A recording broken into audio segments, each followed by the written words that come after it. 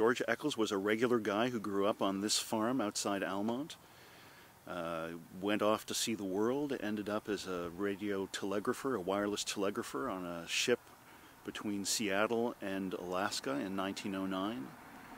And the ship hit uncharted rocks off the BC coast. Like the sign says, he stayed at his post, sending SOS signals until help could come. Waited until the very last moment, and then just as he was about to leave the sinking ship, it foundered, he hit his head and died. He became the first radio telegrapher to die at sea while sending SOS signals. And the thing that gets me is he and 4 others died, but 208 people were saved because he stayed at his post, because he did the noble, selfless thing.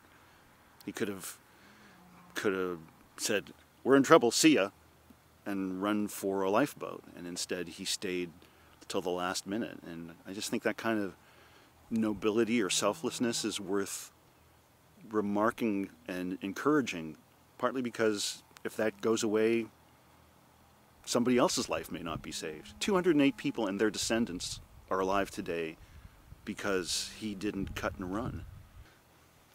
Summer of 2014, driving down this road, I passed the old sign, which was extremely decrepit, and that was interesting in some way, but it was more about what it said. I remember kind of going, wow, when I got to the part about 208 lives were saved because of what he did. And, I started doing some research into sort of who was responsible for the sign, found out that it was the town of Mississippi Mills.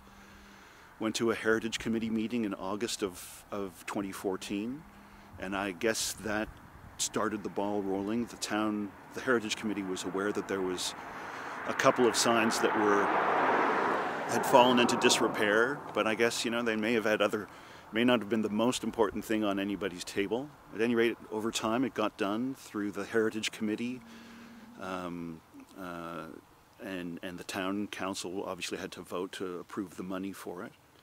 And yeah, and I just think that he deserves as much recognition for being a son of Almonte as James Naismith or R. Tate McKenzie.